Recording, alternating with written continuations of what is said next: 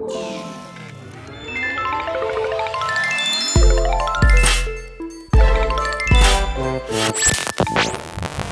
am so excited to dig into a couple things with the lovely Ashley Jones. So just for anybody that maybe hasn't seen her main episode, can you maybe just introduce yourself and what it is you do in your tiny empire? Sure. So my name is Ashley Jones. I am the founder and executive director of Love Not Lost, which is a nonprofit organization. We photograph people facing a terminal diagnosis to preserve their memories, and we also support people in grief.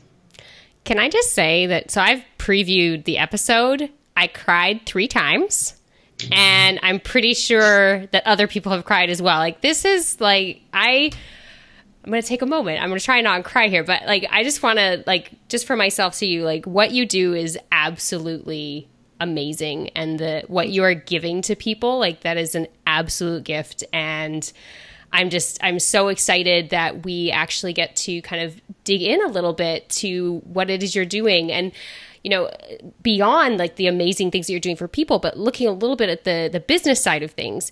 And so from the episode, you talked about an event that you put together. And so I'd love to get a little bit of detail on that, but then like just dig into it, because for me, I'm like, dude, it's not just like, hey, let's get some people together in a room and make magic happen. I'm pretty sure that there are some things, you know, behind the scenes to make that happen. So well, first of all, what was that event that you hosted? Yeah. So the event was our second annual auction celebration, and that was the second time we had done it. The first time was our initial launch. Okay. Like the very first, you know, like, hey, we need money to start this thing. So I always laugh and kind of tell people, like, when I had a photography business, like, I photographed portraits and weddings. Yeah. And there's like a serious reason why I chose wedding photography and not wedding planning. Like, so bad. Like, I'm so bad at planning.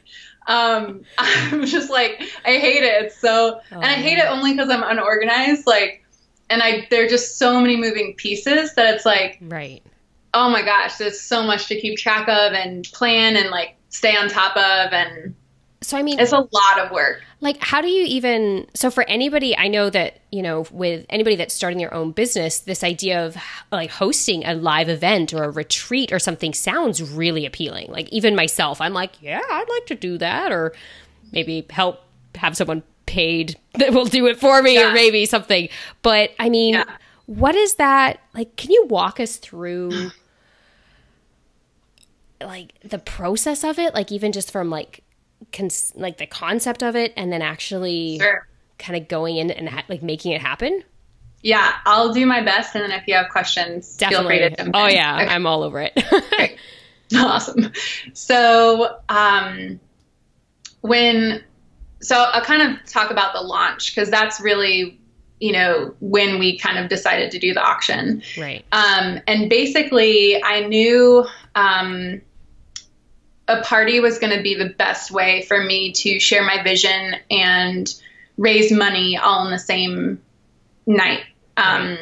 Because it's just so hard to communicate what we do through a video, or, I mean, we try to do it through a video, and hopefully people get that. But, you know, I knew an event would be a lot easier to connect with people and show them things and let them see the tangible artwork that I've created, and let them look through photo books and, you know, do all that kind of stuff. It was way more interactive and fun. You know, I wanted it to be a fun experience for people too. Yeah.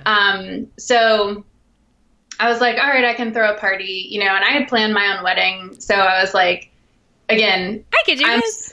I'm super laid back. And so my wedding was like, oh yeah, like whatever flowers I can get at the wholesale flower market, great. Like, you know, and I had my friend who's like a super type A binder person be my like unofficial planner. So she kind of like coordinated vendors on the day of and stuff. But anyway, the point is, I was like, well, I planned my own wedding. It can't be that much different, right? Oh no, it's so different. So with the auction, I knew I wanted to have an auction because I knew it was potentially an easy way to raise money. Because you can have people who are donating and bidding and having fun in the auction side of things, but also, helping us financially. So I guess in my head, I was like, oh yeah, I can just get people to give us things and then we'll sell them and it's not a big deal, right? That's just what I was thinking in my head. Easy, I was, right? I was kind of thinking, so is it that you created things for your, and you offered them, or that you got other people to give you items? We got other people. Oh, okay.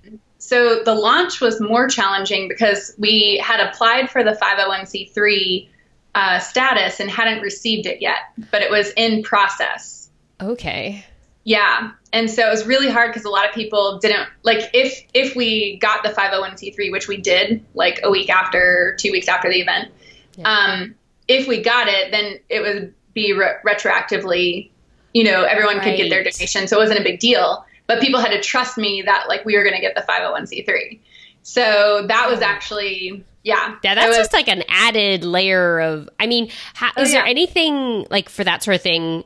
Is that just trying to apply for that in advance, or is it just how it kind of unfolded? It's a lot of paperwork. It was funny because someone told me oh yeah, the 501c3, it's a whole bunch of pages of check boxes. And I was like, oh, check boxes, how hard can that be? I'll do it myself and save $5,000, Yeah, it's $5,000. $5,000. This is the $3,000 to $5,000 to get someone to help you fill it out, to do it well.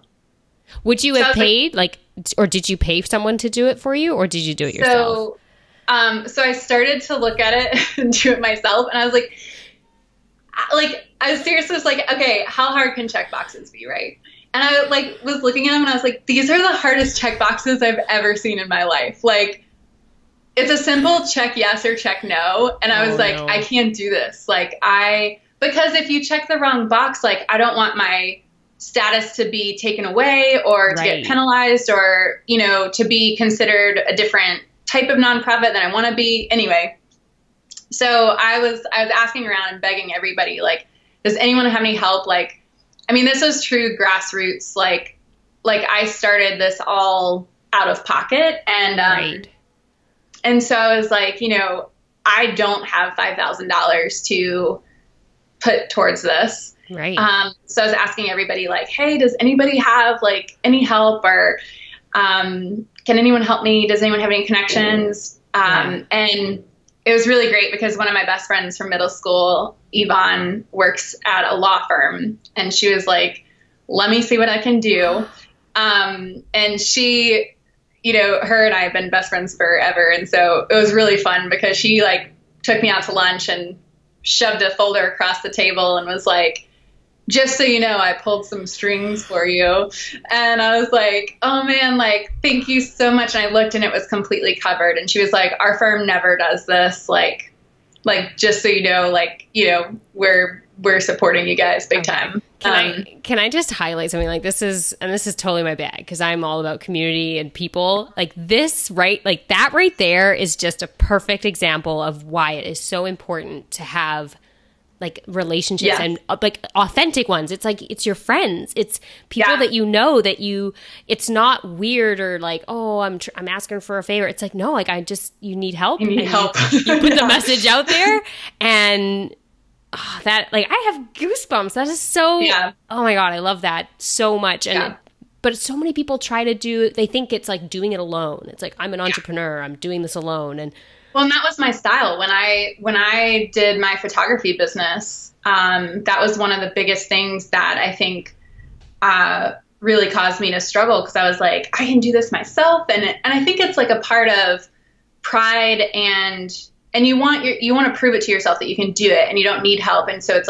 this strength thing, and pride, and it's it's funny because when you actually get into a successful organization, you understand it has nothing to do with pride or strength. It's no, in order for something to get beyond yourself and to really have a big impact, you need as many hands on deck as you possibly can.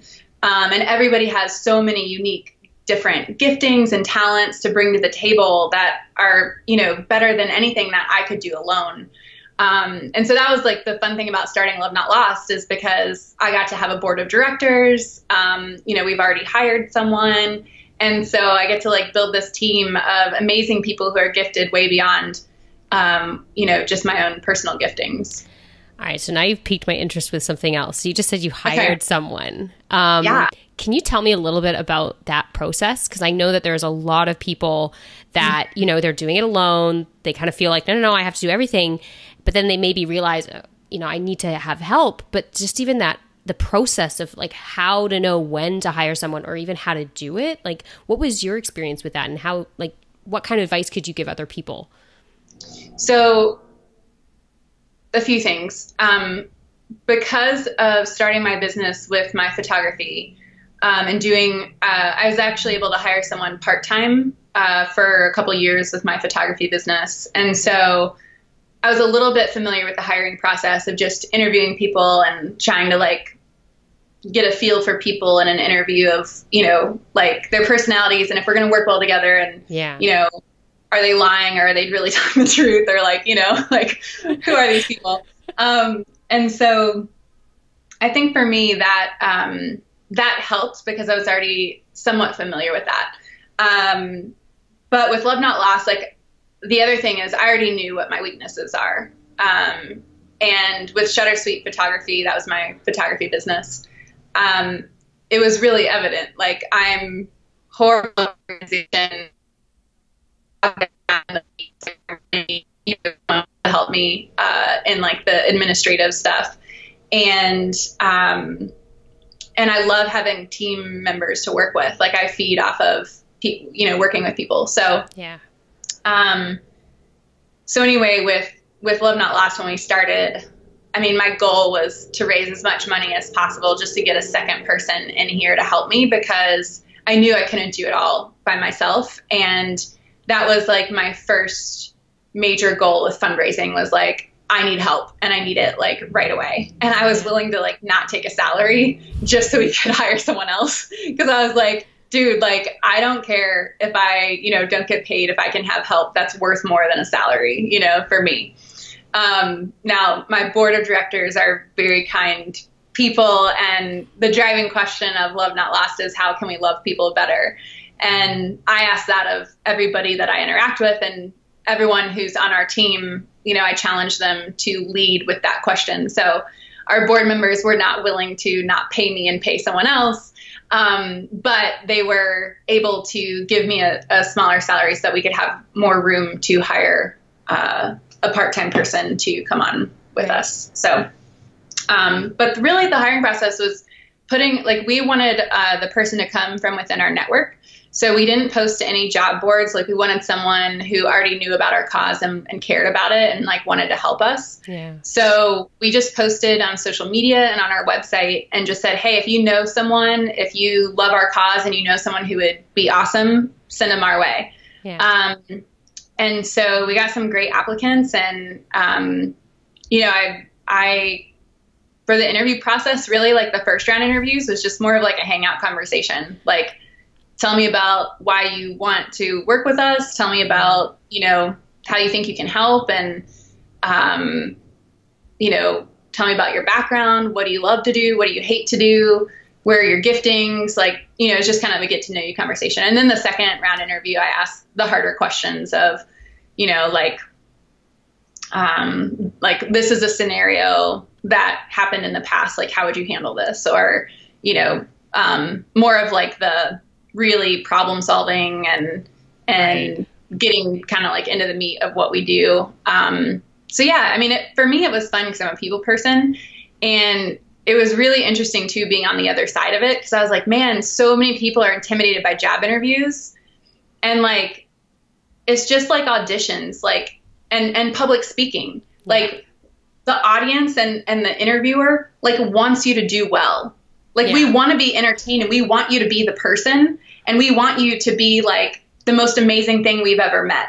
Yeah. But so many people get so nervous, and they freak out and then tense up Right. and they think that the interviewer is like judging them or like, just like, I don't know. It was it's really projection, right? It's they're nervous. So then it's like it's this weird thing. It's like something that's in your head, then you sort of create it with the other person, or they're sort of, validating like, oh, I was really nervous and they did this. And it's like a vicious cycle. Yeah. So anyway, it was really interesting to be on the other side of that and really fun because I got to meet so many amazing people and I wanted to hire all of them. Like, I mean, there were so many people. I was like, no, I hate saying no. And I don't want to, not hire people who are awesome. But the cool thing is like some of them have, I said, I wish I could hire everybody. I can't. If you still want to be involved, you're welcome to volunteer. We would love your help for the event. We have a couple ideas brewing for next year where we think we can bring in a few of those people throughout the year for different things. So it's nice and it's a fun way to meet people. I think that's such a great way of looking at it too. It's not like the one way you could look at it is, okay, I can only hire one person and the rest of them buy. But I love how you sort of flip that around. It's like it's an opportunity to get volunteers, but then also keep them around, keep it kind of warm for when, a situation comes up where it's like you can hire somebody else. Yeah. Yeah. No, I think that is fantastic. Now, something else, and of course, my brain is blanking. So you said, and it's really funny because it's like so like you said you have what is it, like a member, like board members? What was it called? Yes, board members. Board member, okay. Or like, but what was it? Is it like like you said something else? I'm sure I'm forgetting. Board of directors. Thank you. I'm sitting here, I'm listening, and I'm like, what is it board of trustees? I'm like, no, that's wrong. I'm like, so I'm just owning this, and I totally did not get it. So yes, board of trustees? Directors. See, this is my plan to make you feel more comfortable. Me, like, brain dumping. So board of directors. For, like, I know that, like, for myself as an entrepreneur, like, it's just a one-person show. But, how do you know when you should have a board of directors? So for a nonprofit, it's actually required. Good to know. Yeah. But honestly, like, I wish I had done this for my photography business because I honestly, like, so because I've had my photography business that was pretty successful and now I've started Love Not Lost, I get a lot of friends and people in the community who are like, oh, go talk to Ashley about starting something. And I tell everybody who comes to me, like, even if, like, so board of directors is required for a nonprofit, but for a company, like if I have a friend who's like, hey, I'm starting this thing, I'm like, you should at least have a few people on a board of advisors so that you have people who are just wiser and who've maybe been there or, are gifted in other ways to just kind of speak into your goals and your direction of where you're heading. Because for Shuttersuite, I feel like I could have saved so much time and pain and headache if I would have had people who cared about me and who really wanted to see me succeed say, hey, Ashley, I think it's really dumb that you're putting so much money into marketing because it's not paying out and you should just stop it instead of wasting like tens of thousands of dollars doing it. And so anyway, it's a beautiful thing. Luckily, I've made most of my mistakes with Shuttersuite photography and have learned from them. So starting Love Not Lost was way more fun because I was like, oh, I kind of know what I'm doing now. This is great. That actually is such a good point. This idea of like, learning from your mistakes. And I know that some people, they'll have one business and maybe it doesn't quite work, or they just even have an idea and they kind of go to validate it and it totally doesn't work.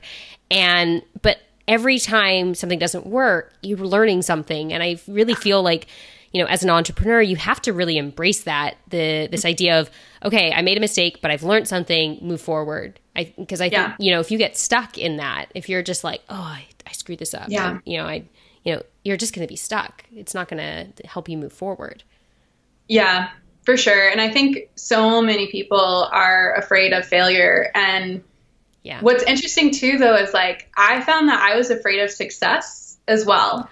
So, okay, let's just talk about that for a second because that's big. And some people are going to be like, what are you talking about? Success? You want that. Like, so what is that beast about?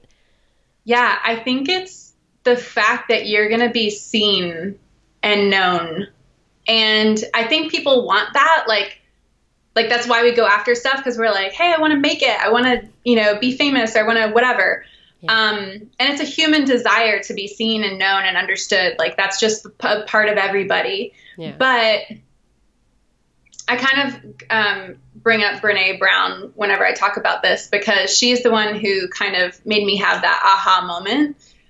Because she talked about getting up on stage and having her TED Talk go viral and having this like vulnerability hangover afterwards of like, oh my God, everybody knows me and what I think and what I believe. And now I'm just going to get criticized and all my colleagues are going to think I'm a fake or whatever, And I think that's what the success fear is like, oh my gosh, like I am putting my whole self out there and I'm opening myself up to critique and judgment and criticism and like hate, like internet trolls and, like all of the ugly. Yeah. But we forget that, like, look at Brene now. She's like an amazing New York Times best-selling author multiple times and speaks all over the world and has really, she's changed my life. I know she's changed so many other people's lives as well for the better. And that wouldn't have been possible if she would have just stayed under the radar. So I think a lot of it is just like being brave to show up and know, like, for the Tiny Empire episode, I'm like, I'm sure I'm going to get trolls that are going to be like, ew, who is this girl? She's, whatever. I don't know. They have no hearts. I'm like sitting here, I'm like, I would seriously, dude, that's going to be creative. I mean, like how?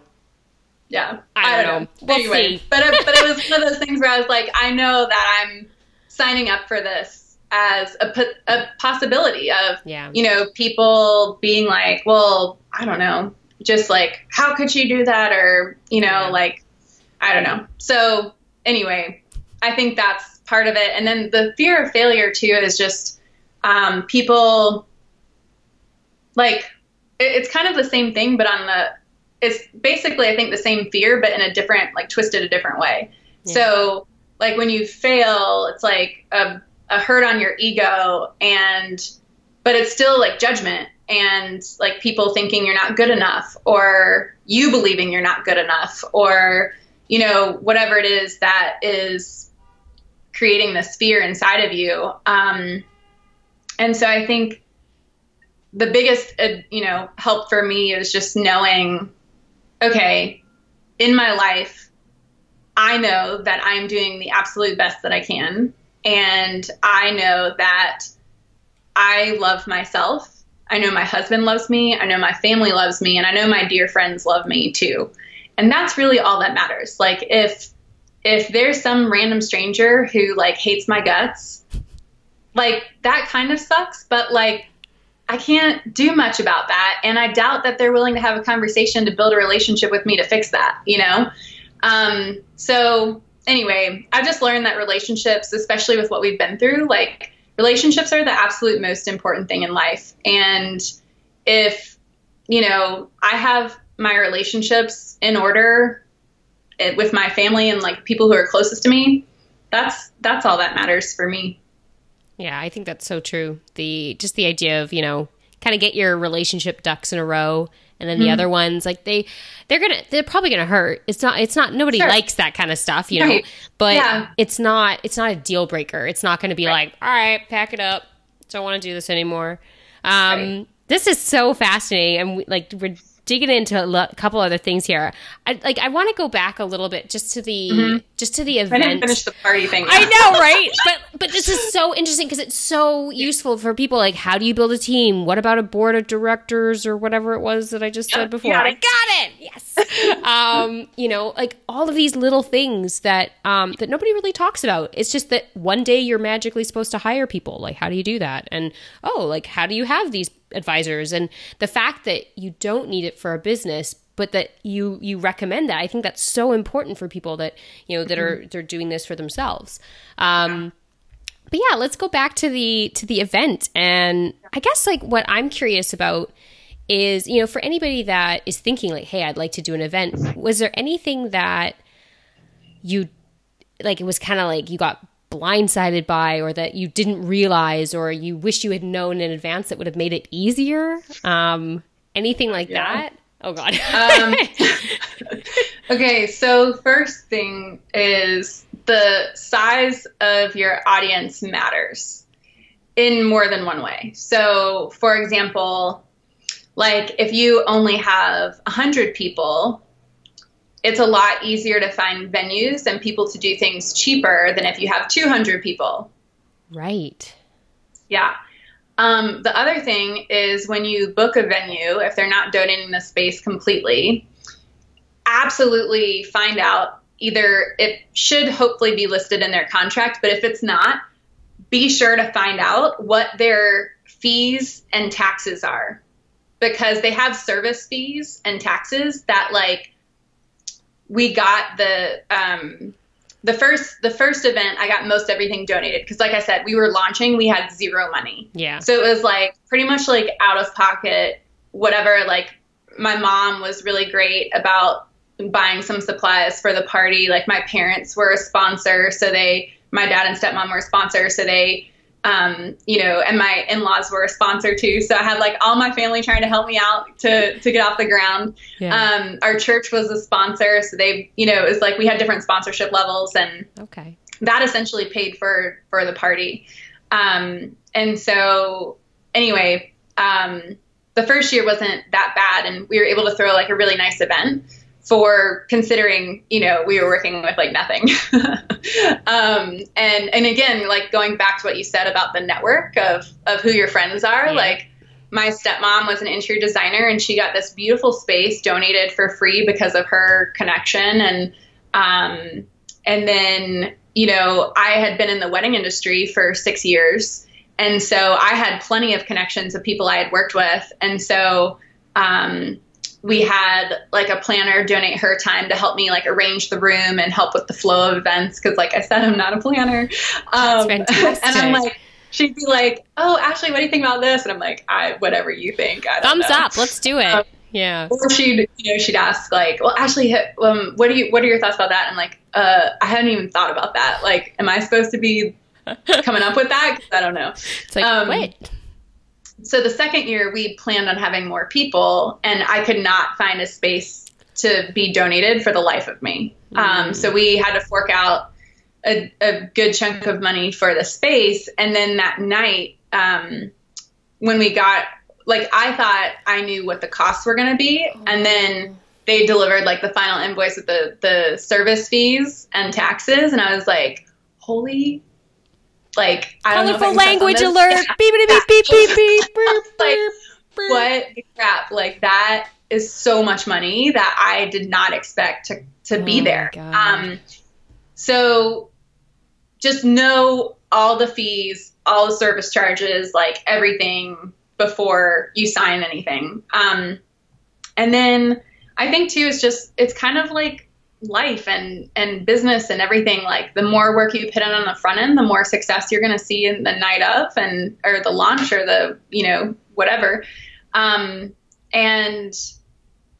so, yeah, like we really, really hustled to have, really good auction items, you know, knocking door to door, calling random people, sending out random emails, just like, hey, this is what we're doing. This is what we're trying to do. Would you help us? Yeah. You know, just thinking intentionally about, again, like how our driving question is, how can we love people better? So when I was thinking about the event of how can we love people better, obviously it's providing a fun experience, but beyond that of how can we, you know, help them be inspired to give, and how can we create an experience and auction items that aren't just going to sit around and collect dust, but are actually things that can help enrich their lives. So our theme last year was like getting the most out of life. And so all of our auction items were things like, you know, we had a skydiving trip. We had a staycation in Atlanta. We had a lot of cool, we had tickets to Disney, you know, stuff like that, where it's like, we had a private Cessna plane tour of the North Georgia mountains, you know, just like a holiday vacation to the beach, and, you know, stuff that would help promote community in their lives and experiences, and maybe check things off a bucket list. We had race car experiences, you know, stuff like that, where it's like, you know, life is short, and no one knows that more than the people that we serve. And so how can we help the donors recognize what they're actually doing for others while helping enrich their lives too? So we're already planning for next year's event. We already have the venue, March 1st in Atlanta at the King Plow Art Center. So if anyone's interested, it can hold a lot more people this year. We're actually going to have seated tables. Last year it was just like a buffet. So this year we're actually having seated tables, a buffet dinner, and our auctioneer is coming back. She's amazing. She definitely brought the party. That's a good thing, is like, hire a good auctioneer if you're going to have an auction. Yeah. So yeah, I don't know if there's anything else you want to know specifically, but no, I think it takes a lot of work, and doing it on the front end and putting the work in definitely pays off. No, I think that that's great. I think that this, just being like, having the opportunity to sit down and like ask you a couple of these questions, and actually just while we're talking, you know, a lot of things came up just while you were talking, you know, realizing, you know, there's a lot of things that, you know, people don't really realize or don't think about. If it's an event, a fundraiser, you know, the paperwork, teams, like, you know, board of directors, you know, all these different things. And there's so many moving parts. And so I think we're going to wrap things up, because I want to be respectful of your time. But is just for anybody that wants to find you, where can they find you on the internet? Yes. You can find us at lovenotlost.org. And then on social media, our handles are at lovenotlost.org across all platforms. So whatever your social of choice is, find us there. Awesome. This has been fantastic. Thank you so much for taking the time to kind of sit down and share. This is so much fun. So this has been the first episode of Behind the Empire. Da, da, da, da, da, da, da, da. Yeah, that's the intro music, or the outro. Love it. All right. Thank you so much. 1 second. Something very important just came up right when we stopped recording. So I'm sorry, what was that, Ashley? You were saying your first event? Yeah. So the first event, I didn't have any hired help. I wasn't sure what to do for party planning, because like I told you, I'm not a planner. And so like the day of, I'm, you know, trying to figure out what to do and pulling it all together. And like, I realized, I'm like, oh my gosh, I don't even have signs for auction items, and how are people going to know what to bid on? Anyway, so my board of directors walk in like the day of the party to help like set up, and they were like, oh my God, like, are we going to be able to get this pulled together in time? And I'm like, I don't know, we'll find out. And so I was like, they were like, well, why didn't you ask for help sooner? And I'm like, honestly, like, I don't even know how to ask for help in this situation, because I genuinely don't even know what I need to do for help, and like what people are capable of to help me. And so anyway, it was really great, because this past auction event that you guys saw in the episode, Kristen, our director of operations, was a tremendous help. I can't even tell you how much she saved my butt. She was amazing, and she had event experience in the past. And so she was super organized. She had like an accordion folder with like, you know, filing, like had all the contact information for people who donated items. And like, you know, we have to, as a nonprofit, we have to give receipts for in-kind donations. And so we have to know like who to send them out to and what they donated. And, you know, we have to give receipts and keep a paper trail of everything. Yeah. So she was like super on top of that. It was just really, really helpful in like setting things up and yeah, so it was great. I think that, okay, sorry. So we had to turn back on the recording, because it was funny, because you mentioned it a little bit earlier, like this idea of asking for help. And I think so many people don't want to ask for help. Either they don't want to, or not even that they're consciously being like, no, I'm going to do this myself. It's just, like you said, you just don't even realize it. You're like, do I need help? I thought I was doing okay. And then you look around and you're like, oh, wait, maybe I could have, asked for help. But a lot to that point, if you don't mind me interrupting. Yeah, no, go. I think one of the things that is really frustrating for me is like, I knew that I needed help like badly because I knew I wasn't a planner, but I didn't know. I felt like most people had a full-time job and had a full-time schedule, had families at home. And so there weren't many things that really like I could do to, I felt like a burden if I asked for help for other people. And then also I didn't even know like if I did ask them for help, like what I would specifically ask for. Like I knew that I needed help, but I didn't know like what I could ask help with, if that makes sense. Totally. So I think that's important. Like last year, and because I did it the first year and realized like, oh my God, like I was in so over my head. And it came together and like everyone who attended was like, oh, that was a great event. Like no one knew how crazy it was. But the second event was so much, I mean, it still was like crazy in the sense that just the time crunch that we had, but there were so many things that happened more smoothly because I knew, okay, this is something I needed help with last year and I just need someone to take it and run with it. Or, this is an area like last year we really struggled with, like Kristen, the director of operations. I was like, okay, Kristen, last year I didn't have receipts for anybody. I was like, I did not even keep track of who gave what. And I was like, afterwards trying to like go through emails and scramble to keep it all together. So it was like, whatever. But, so that's when she was like, okay, like she went out and bought an accordion folder and had stuff printed off. And I was like, oh my God, you're amazing. And this is exactly what I need. Yeah. And so that's why it's like, it's really fun because so like kind of what we were talking about before of people being gifted, like having a board of advisors or different people on your team. Like I'm not the super organized, print off stuff and file it person.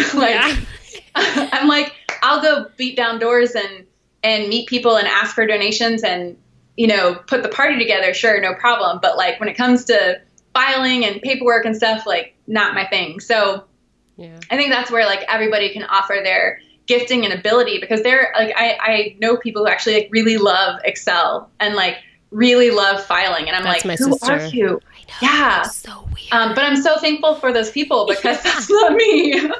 But that is so true. And I love that, this idea that asking for help, but even it's sometimes even to the point where it's like, you know what, I need help. I don't even really know exactly 100% what it is, but I'm starting this conversation with you because either, you ask that person and maybe they can help you or they can guide you to be like, hey, no, you need to ask Bob or no, you got to talk to, Cheryl. She can totally help you. Again, it's all about people and the connections and the relationships.